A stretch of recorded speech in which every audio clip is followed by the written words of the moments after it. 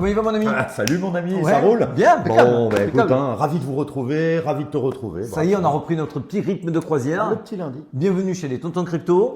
On est ravi de vous retrouver. Julien pour les fondamentaux. Et Alex, côté technique, n'hésitez pas, un petit pouce bleu, un petit commentaire, on est tout le temps ravis de vous lire. Exactement, exactement. Et puis les abonnements, nous, ça nous aide à être mieux référencés. Exact. Et vous ne raterez Rien, Parfait. toujours. Hein. Alors on va aller vite, il y a beaucoup de choses. Ouais, il y a beaucoup de choses à faire. Alors le menu, il est très très simple. Phase 2. Phase 2. Ça y est, on y est là. On C'est, y est. sur la phase 2, on a failli titrer, on a ouvert la boîte de Pandore parce qu'on voit quand même qu'il y a des manipulations qui Tout à arrivent fait. et qui arrivent fortement.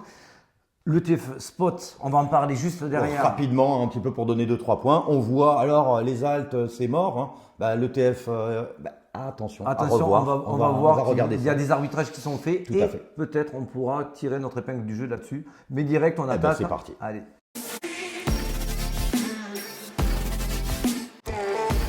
Bon. Hein, C'est vert. C'est beau. Hein. C'est vert. C'est beau. Alors ça c'est très très important parce que ça nous permet de voir en fait que les alts ont beaucoup de vigueur. Parce que là, il y en a qui sont entre 10 voire 120%. On a une moyenne à peu près vers 40%.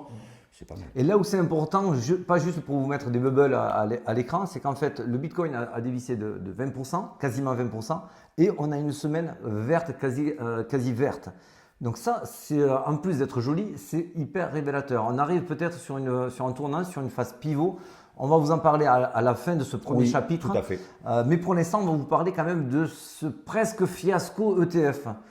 Effectivement, rappelez-vous, ceux qui nous suivent, on pensait qu'il allait y avoir un peu plus d'euphorie, un peu plus de retail qui allait arriver. Bon, mais c'est vrai qu'en même temps, tout le monde le savait, toute la cryptosphère était là. Ah, l'ETF arrive. Bon, Entre le forcément, 5 et le 10 janvier, voilà, donc ça a été annoncé forcément, partout. eux, ils voulaient faire un petit effet surprise aussi, et ça ne pouvait pas être fait. Non, et on a vu que du coup, effectivement, les retails sont arrivés, sont positionnés avant, donc Ouais. il n'y a pas eu cet effet surprise. Il y a eu la fausse annonce, la CFTC, tu me disais que... Voilà, le problème de la CFTC, c'est que grosso modo, il y a le Sénat qui va demander des comptes à notre ami Gary Gensler. pour la fausse annonce. alors. Exactement, pour la fausse annonce. Il demande un rapport d'incident d'ici lundi, donc aujourd'hui. Ce qui est normal parce que qui a fait fuiter? Est-ce que c'est un hack? Est-ce que c'est ça? On va en savoir plus. Laissons Donc- le temps au temps. Donc il y a eu ce côté-là qui était une non-surprise, qui n'a pas fait comme pour le TF Spot Gold, qu'on prend souvent en référence, il n'y a pas eu ces 2-3 jours de pump. Et il y a eu aussi, ça vient de Nat, petit coucou à Nat, les GBTC. En fait, ils ont été du coup transformés en BTC, ils ont pu les récupérer. Et croyez-moi, ils sont restés des mois la tête sous l'eau en souffrance. Et eux, leur seul désir, c'était de les vendre dès qu'ils les récupéraient. Vous l'avez sur le post sur Twitter ou X, chacun l'appellera comme il veut. On voit qu'il y a eu des ventes massives. Et ce côté-là, c'est vraiment ça qui a mené ce mini panic sell. Et en ça, c'était assez violent. Pour ma part, vous le savez, sur Telegram, on vous a assez vite prévenu. Ça y est, on est parti. N'attendons pas un jour ou deux de plus supplémentaires d'euphorie. Ils n'y seront pas, Ouais. puisqu'on les a eus avant. Et pour le TH, on essayera de voir. Voilà, de regarder un petit peu. C'est un petit peu plus complexe, mais on en reparlera plus tard. Dernier point aussi.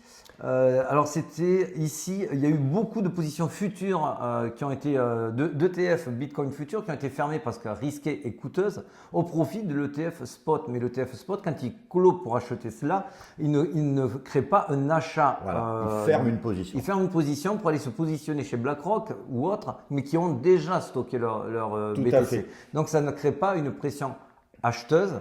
Et on voit en ce moment qu'on a plutôt une pression vendeuse. Alors le premier jour de l'ETF, quand même, il faut le rappeler, c'était quand même un beau pic de volume, 4,6 milliards, c'est assez rare. Hein. Donc voilà, ça c'était vraiment le point aussi. Mais en effet, il n'y a pas eu l'effet escompté. On attendait la bougie verte de l'enfer, elle n'est pas arrivée. Elle n'est pas arrivée, mais la contrepartie, puisque moi je vous le dis très, très humblement, moi je m'attendais, je ne l'avais pas vu venir, je n'avais pas capté effectivement qu'il y avait cette libération de GBTC qui allait faire dumper le prix.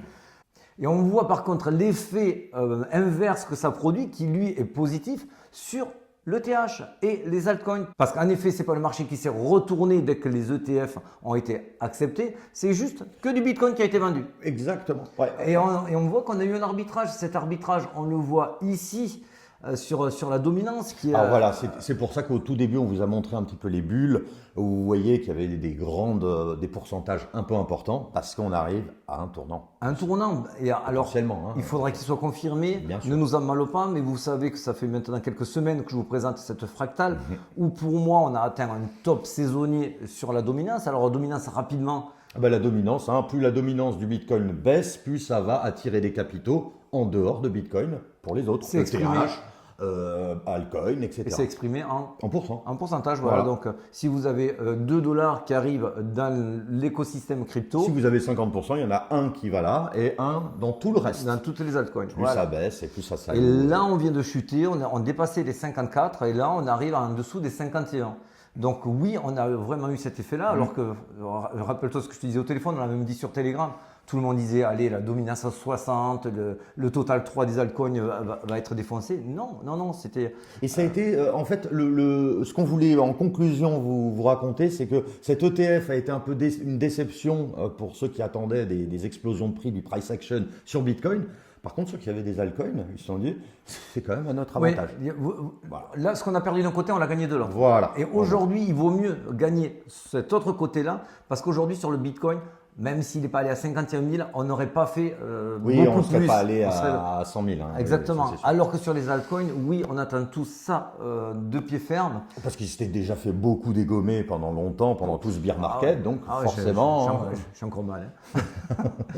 On arrive sur ce graphique, vous rappelez-vous, on était jusqu'à encore il y a quelques jours, la semaine dernière. sur la phase où la dominance augmentait, donc c'était très dangereux pour nos alts. Enfin, on voit la dominance qui baisse. Alors attention, il y aura quand même des Bien sûr, soubresauts. On n'est pas non plus À sorti de l'abri, l'auberge. bien sûr. Mais en tout cas, en ce moment, on est sur une phase où on est sur les 3 cas du bas où la dominance du Bitcoin baisse.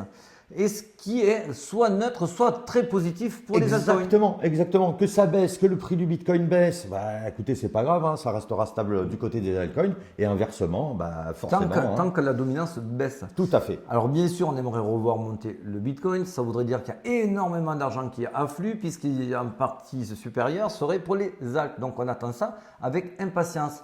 Et cette impatience, on la retrouve ici. Voilà, alors c'est vrai qu'on en parle souvent, vous avez déjà dû le voir, hein. C'est par étapes, ça se passe par étapes. On part du plus gros au plus petit. Exactement.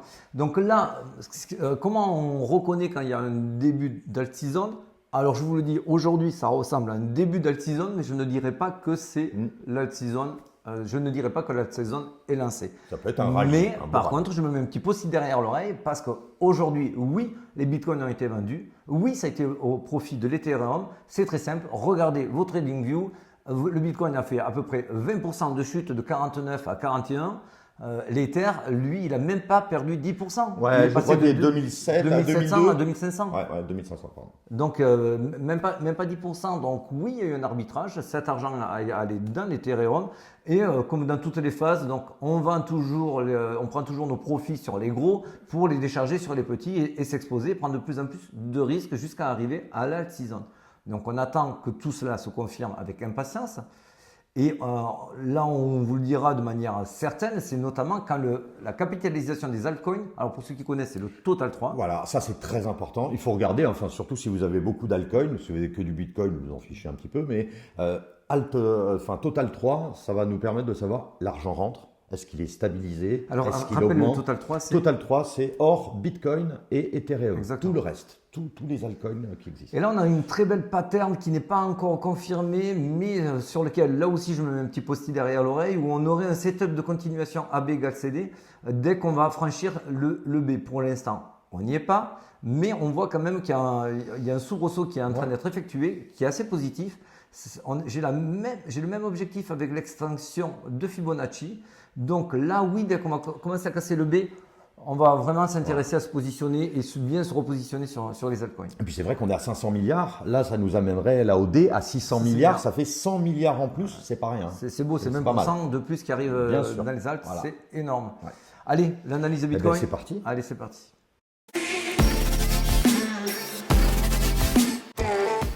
Alors très rapidement, on n'est plus dans l'extreme grid. On vous a dit, nous, il n'y a que 2 cas de figure qui nous intéressent. C'est quand on est en extreme grid ou en extreme fear. Et bien là, on est Milieu. On est milieu. La terre du milieu. Et donc c'est pour ça aussi qu'on vous dit toujours, quand on est en extreme grid, on ne reste pas des heures sur l'extreme grid. Et donc du coup, c'était juste une histoire de temps, un décompte qui s'était amorcé avant qu'on chute. Tout à fait. Toujours le cas. Alors, ce qui est bien, c'est qu'on voit qu'on fait que chuter. Hein. On voit, il y a un mois 70, 71 il y a 7 jours, et 60. Et là, on est à 52. On est à 52. Autre point qui me fait dire que sur le Bitcoin, ça va encore corriger, consolider, vous appelez ça comme vous voulez, retracer. C'est qu'on retrouve de la supply. On vient de faire un plus haut pour la première fois depuis des mois. Donc, on aurait peut-être trouvé un bottom, on va dire. On aurait trouvé un bas. bottom. Alors, ce bottom-là, il ne nous intéresse pas forcément pour le Bitcoin. On aimerait le voir descendre pour faire monter le prix du Bitcoin. Mais du coup, s'il y a des Bitcoins qui sont de plus en plus nombreux sur les exchanges, c'est ce que nous montre ce graphique-là. Ça veut dire que ça ouvre un peu plus de latitude aux market makers, aux brokers pour manipuler le cours. Donc attention. Exactement. Et en plus, surtout, n'oubliez pas que là, on a réveillé un peu les ours. Ouais, les ours qui étaient endormis, ils attendaient ça. Forcément, on a dépassé des zones qui, on en avait parlé. C'était mis les gros réveils. Ça y est. Et là, ça y est. C'est peut-être le retour aussi, leur retour. Hein. Alors, on en revient, on vous en a parlé de la première partie de cette phase-là, la fameuse phase 2, c'est le plus important en ce moment. Ouais. Donc oui, on a eu l'ETF spot, boum, ça dévisse. On l'a eu pareil pour le gold quand son ETF a été accepté.